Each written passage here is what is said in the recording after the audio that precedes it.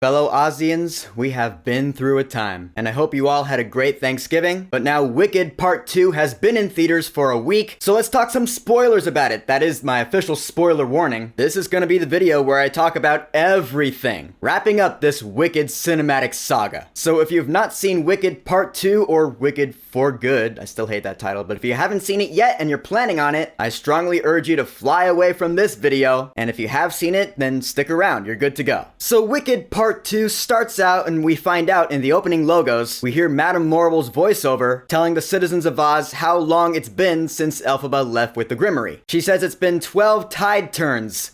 I don't know what that means. Babe says it's 12 months, so 1 year. I remember reading that in the original Wicked book, it was 5 years, so I'm gonna split the difference and guess it was 2.5 or 3, since, hey, we don't know how tides work in Oz. Might be different than here. And our first musical number is Every Day More Wicked, which is somewhat different than the show, because in the show, and yeah, you'll be hearing me say that a lot, the show's soundtrack, the first track of Act 2 is Thank Goodness, which starts with the opening of Act 2 that is the Every Day More Wicked part, but that part is shorter in the show. It was extended for this movie to be its own unique track, which I really like, because it serves as more of an opening number to part 2. It begins with the ensemble, every day more wicked, every day the terror grows, where will she strike next? But then the song goes on to more reprises. We cut to Elphaba, which actually, you know what? I forgot about this. The movie actually begins with a pretty awesome action scene with Elphaba. Can't believe I almost breezed past this. Her entrance into the movie is awesome, because it shows the slave animal labor they're building the yellow brick road, and Elphaba comes down on her broom like a superhero with that fanfare blaring, bum, bum, bum, bum. My audience cheered with that. And she throws her broom and she gets on and surfs on it. I was like, this is the coolest thing ever. So we see that she's been living in exile, and she has a little Wizard and I reprise as part of Every Day More Wicked. New extension, that's when they'll finally bid the wizard goodbye. So that's cool. Then it cuts to Glinda, where we have reprises of both What Is This Feeling and Popular. I mean, she comes out la la, then all the soldiers mimic her la la. I thought that was pretty funny. And then the song ends with Wicked is defeated by the good. I thought it was great. Solid opening number here. And so we get to the scene where Glinda is given her bubble, which we saw in the trailer, but then it cuts to a flashback to her childhood, which is good because now we have flashbacks to both the main characters' childhoods. We got the flashback to Elphaba's childhood in part 1. Now here we see young Galinda growing up in the upper uplands, which straight up looks like Naboo. I mean, makes sense, I guess. And we see her mother, who has played Elphaba before. She gives her some pretty bad advice, being like, as long as everyone loves you, that's all you'll ever need. And we were like, okay, so that makes sense as to why Galinda was the way she was growing up. I mean, coming from a rich, uppity family, we get it. And so she comes to make her big announcement in Munchkinland with Morrible and Fiyero by her side, and we come to Thank Goodness. Now, Thank Goodness, I always thought was a pretty fun song. Oh, what a celebration we'll have today. Thank goodness. We actually did get a sneak peek of that melody in part 1, the couldn't be happier part, when Galinda changed her name to Glinda. In the score, we heard that da-da-da-da-da-da. Yeah, that was Thank Goodness. I was like, that's cool. And in this video, I'm gonna be making a whole lot of callbacks to moments in part 1 to point out how they foreshadowed things in part 2 here. So that was one of them, one of the many. And Thank Goodness is the propaganda song. It's Glinda and Morrible telling everyone, hey, everything's okay. Except some things in this song are changed from the show. Because in the show, Morrible has this whole verse telling this fake story to the citizens. The day you were first summoned to an audience with Oz, and although he wouldn't tell you why initially. That whole part was cut out. I'm sure it was because Michelle Yeoh could only do so much singing, which I'll be honest, I understand. But we do have that part where they talk about the Wicked Witch. I heard her soul is so unclean, pure water could melt her, which is a great part of the song, and the extra coda at the end. Since in the show it just ends with thank goodness for today, and that's the end. In the movie it goes on, thank goodness for today. It's a great little flourish. And we learn here that Glinda and Fiyero are, surprise, they're engaged, which Fiyero didn't even know until this surprise announcement. Call back to part 1. Fiyero and I are getting married. He's asked you already? Oh, he doesn't know yet. Yeah, and he wouldn't know until it was already announced. Pretty crazy. And we see that Fiyero is of course conflicted about this whole thing, because he wants to find Elphaba, because he's always really been on her side. He and the Emerald Guard, the Gale Force, are hunting for her, but she escapes their gaze by blending in with the foliage. Another great callback. She goes back home, and then we get this flashback to this scene that we've been seeing since the very first look at these movies. movies, the flashback where they're all hanging out in the poppy fields, I was wondering when this scene was going to be in these movies. Because I really do love it, because it shows that when they were students, they were all friends at one point. They were like a little family. And you know I love that. And then we cut to Nessa Rose and Bach back in Munchkinland, where yes, Nessa Rose is the new governor of Munchkinland, and she's not treating the citizens very well, now is she? You would think she might side with her sister, but no. Nessa Rose is kind of a douche in part 2 here, because she doesn't want her public image to be smeared. She doesn't want to be seen as someone on Elphaba's side. So she governs over Munchkinland with an iron fist and takes away the Munchkins' rights, including Bach here. Bach says he wants to leave, so he goes to the train station and he learns that their rights have been taken away. So now all the Munchkins are pretty much just trapped in Munchkinland, including Bach, who's trapped with Nessa. Not good. And so now we come to a brand new scene with a brand new song, which is great. Elphaba comes upon these animals who are leaving Oz, including Dulcibert, which I loved. I was like, oh, throwback nostalgia to Elphaba's childhood flashback and such. And all these animals are doing the smart thing for them. They're leaving Oz. They're running away from the fight. Elphaba wants to convince them to stay and fight with her. And they're like, why? Why are you fighting this losing battle? And this is where we come to our new song from her, No Place Like Home, which, yeah, of course, is a great throwback to The Wizard of Oz. But this is actually a really good song. I like it a lot. It is the better of the two new songs in this movie, just being honest with my opinion. Because this is her home,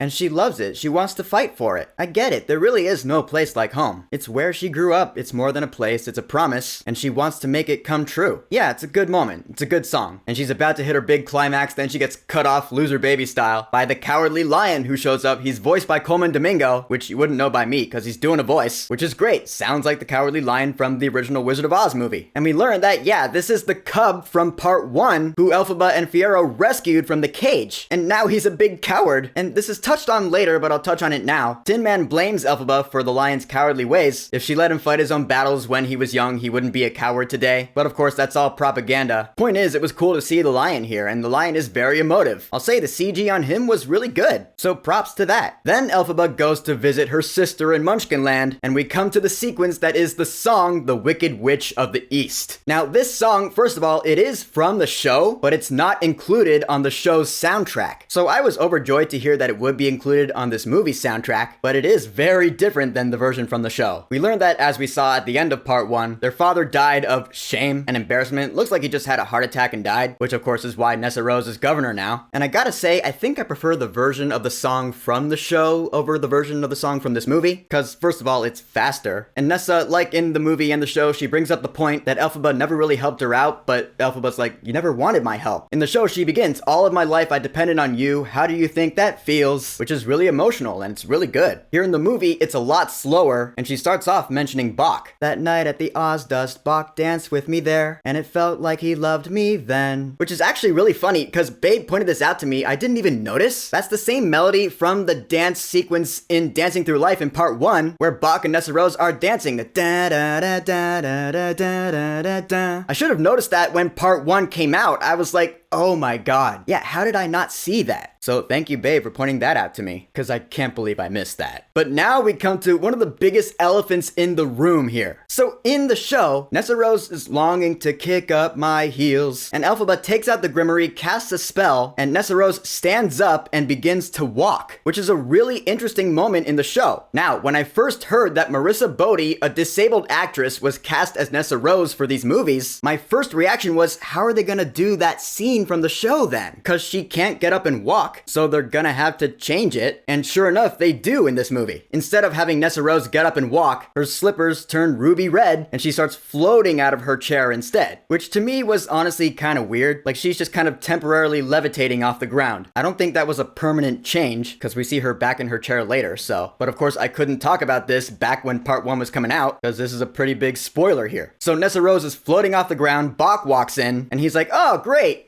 Can I leave now? I gotta confess my simping love for Glinda. Try to stop this engagement to Fiyero, which of course is gonna piss Nessa off. So she starts reading the Grimoire, and of course she's reading it all wrong. She doesn't know how to work this thing. You'll lose your heart to me, I tell you. And sure enough, he does. Bach's heart starts to shrink, and so Elphaba has to save him. She casts a spell, and this is Bach's transformation into the Tin Man, which is awesome. I love how it was done, because Nessa's outside, she's singing, save him, just save him. And it cuts to Bach falling on the floor. It's like like a horror movie, like Chistery's transformation back in part 1, and he comes out, it's a great design. I love the Tin Man's design in this movie. The jointed knees, it looks great. And he's all like, what have you done to me? Now, Bach becoming the Tin Man, there were a couple of things in part 1 that foreshadowed this. First of all, the fact that his last name is Woodsman, that should have been a dead giveaway because in the original Wizard of Oz book, the character was called the Tin Woodman. So there's your giveaway right there. Also, his very first scene in part 1, where he introduces himself to Galinda, he does that leaning thing that I was like, yeah, that's a very Tin Man thing to do. So there's your foreshadowing right there. It's great. So Bach Woodsman, now the Tin Man, storms off, and Elphaba goes to visit Glinda and the Wizard of Oz, Oscar Diggs, which is gonna lead into Wonderful. Now, I was really looking forward to this song, because I was like, oh, Jeff Goldblum's gonna crush it. And he totally does. But there are also a lot of big changes to this song from the show's version. The biggest being, of course, the inclusion of Glinda here, which I thought was a stroke of genius, because it just makes a lot of sense. Because they're both trying to convince Elphaba to come over to the winning side. And actually, Glinda raises a really good point in saying that if you're on our side, you'll have more pull, because people will see that you're with us, and then more people will be behind your cause for the animals. Which, hey, you know, I mean, that's really not a bad point. I understand, and so does Elphaba. Big thing about this song is that Elphaba actually does start to see their ways, and she is almost convinced to join them. Same as it is in the show with just Elphaba and Oscar. But big change, a lot of the verses are different. In the show, I really like how it begins. I never asked for this or planned it in advance. I was merely blown here by the winds of chance. Here in the movie, it's completely different. He starts out, take it from a wise old carny.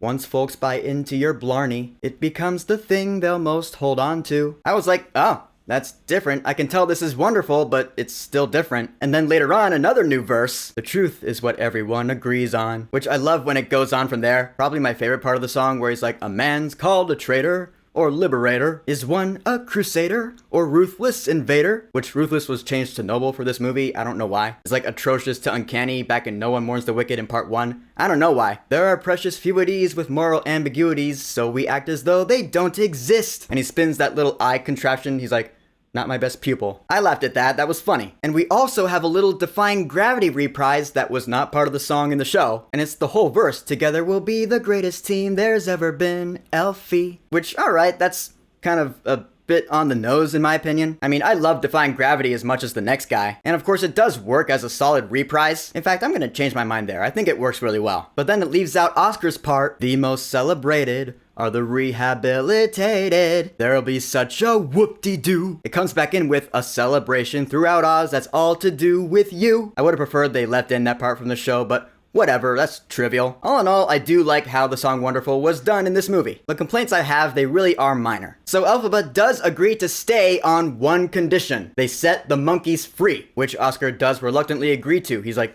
done. So Elphaba sets the monkeys free, so now they're loyal to her. But unfortunately, Elphaba finds out that behind this door, there's a bunch of animals that are being kept in cages, including Dr. Dillamond. Yes, her premonition from part 1 has come to fruition. Really sad scene, both in this movie and the show, because Dillamond can't talk anymore. He just lets out this really sad bleat. But in a big change from the show, this scene runs parallel to Glinda and Fiero's wedding, which I was like, oh my goodness, this is gonna crash and burn, and it totally does, because Elphaba sets free all these animals, and they crash the wedding, which I loved. It's great. It's a really good extended scene. In the show, actually, before the song Wonderful, there's this whole, like, musical overture, which I think shows Glinda and Fiero's engagement party, but that's really all we get. I love the fact that they extended that for in this movie, they are almost married, and it's a good thing Elphaba showed up to free those animals when she did, because Fiero shows up to this confrontation with Elphaba and the wizard, and he chooses to leave with her, breaking Glinda's heart. And so the two of them take off, Morrible comes in, and it's Glinda who comes up with the idea, because they're like, how can we get Elphaba? Glinda suggests to make her believe that her sister's in danger. Elphaba will come flying and you'll have her. Great acting from Ariana Grande in that scene in particular, because she's tearing up. Good stuff. Before she has her little reprise of I'm Not That Girl, which is no one's favorite song, let's be honest. But you know, she's heartbroken because of Fiero leaving her. Let her have her moment. So Elphaba and Fiero retreat to her hideaway, and we have the love ballad As Long long as you're mine, which is one of my favorite songs from Act 2 of the show. I was looking forward to seeing this in the movie. And aside from Elphaba singing to herself in the first verse, which in retrospect is kind of weird, the rest of the song I thought was done great. It's a really intimate song. It's supposed to be sexy, a really personal moment between the two of them because this is their alone time. They finally get to be together. And every time I saw it on stage, I was like, this is supposed to be a sex scene. Let's be honest. Yeah, that's what I always wanted this scene to be. Go that extra mile. And in the movie, they totally do. Because it cuts back to them and they're in bed together. Fiyero has his shirt off. Yeah, they totally just banged. I was like, yes! You get it, John Chu. You get it. But this is also where we have Madame Morrible conjuring the cyclone. Yes, as we saw in the trailers for this movie, which I still think they shouldn't have shown this. Madame Morrible, the real Wicked Witch, conjures the cyclone that brings Dorothy to Oz, killing Nessa Rose in the process. Because Dorothy's house comes and it lands on Nessa Rose in Munchkinland. Rest in peace, Nessa Rose Throp. But now,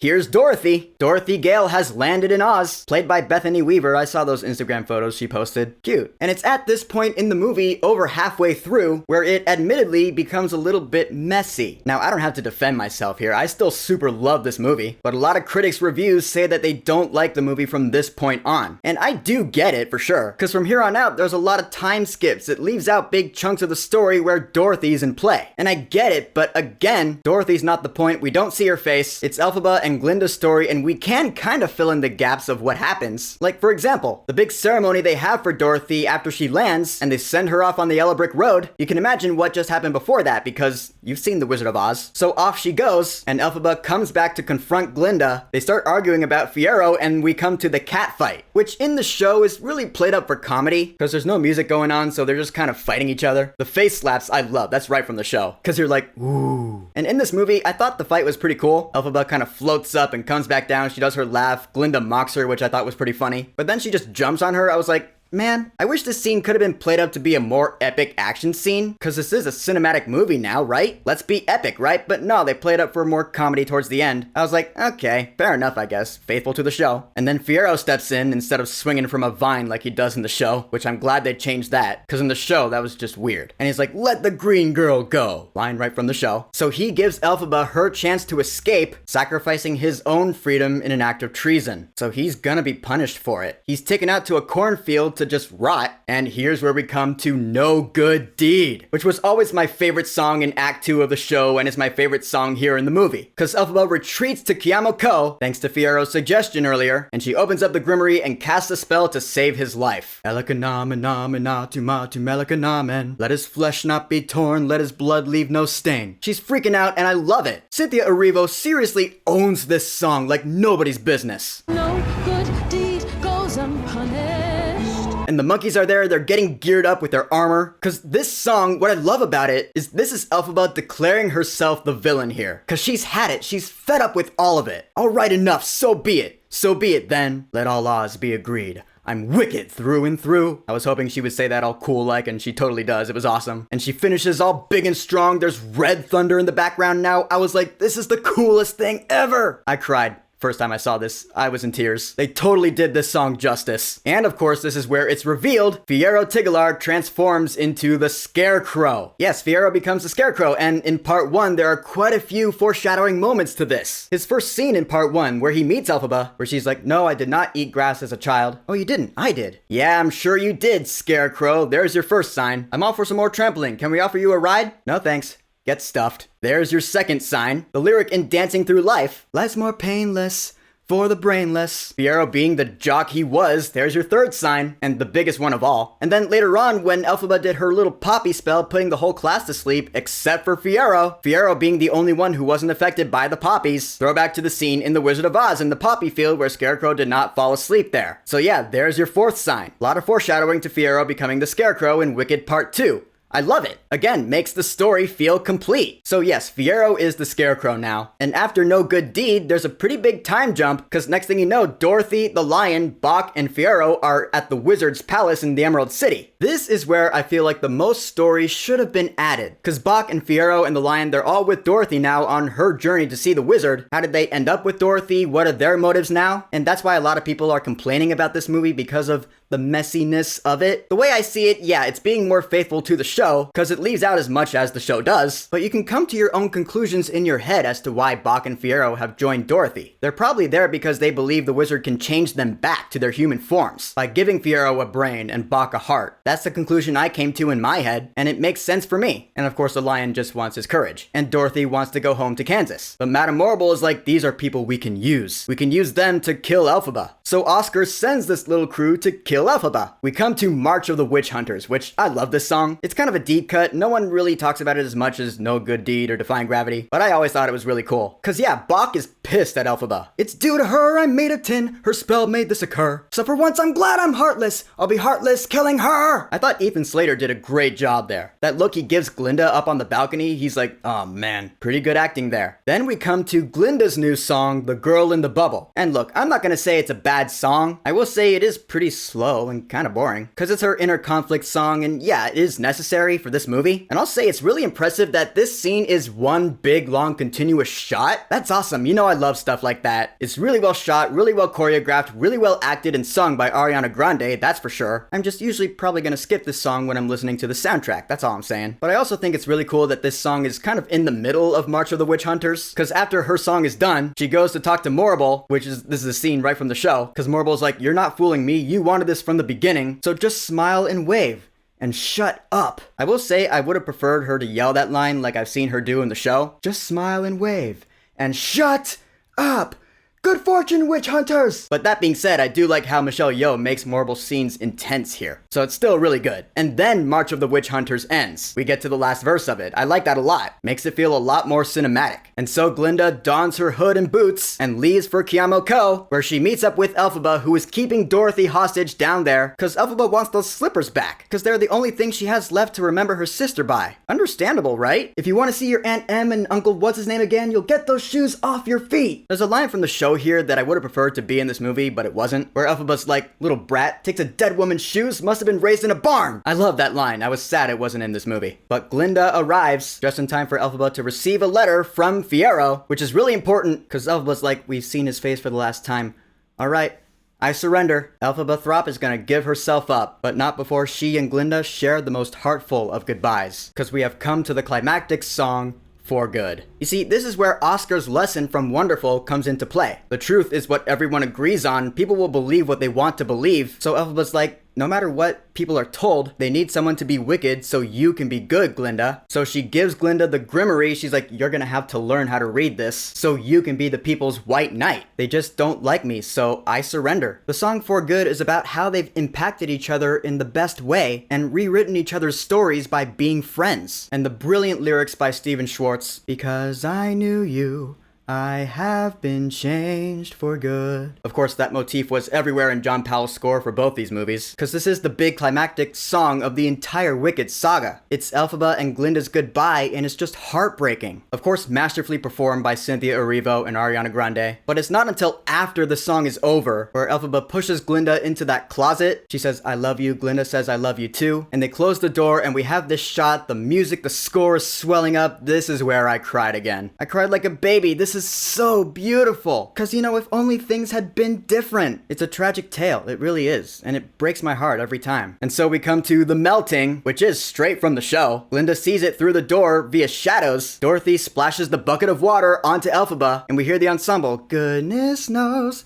the wicked's lives are lonely. I'm happy they kept that from the show, because I love that part. Not only is it super sad, but it's so cinematic. It's awesome. And so Elphaba has been melted, leaving her hat and the vial underneath, the little green bottle we remember from part 1. Glinda's like, wait a minute, I've seen this somewhere else before. She confronts Oscar Diggs about it, and this is where it's revealed that yes, Oscar Diggs is in fact Elphaba's biological father. And you're like, oh my God. And there's a couple of foreshadowing moments to this in part 1, where he's talking to Elphaba. He's like, oh, so strange. I feel like I already know you. Yeah, there's your first sign. And secondly, the lyric in Sentimental Man. I'm a sentimental man who always longed to be a father. That's why I do the best I can to treat each citizen of Oz as son or daughter. Yeah, there's your big foreshadowing right there. Again, it's great. And so with Oscar Diggs completely ashamed of what he's done, Glinda orders him to leave the land of Oz, which he does in his hot air balloon. So bye-bye, Oscar Diggs. And then Madame Morrible is arrested with that awesome callback quote again from the show, because Glinda's like, yeah, you're going to prison. There's a lot of empty open cages now. You're going to have your pick. My personal opinion is that you do not have what it takes. I hope you prove me wrong.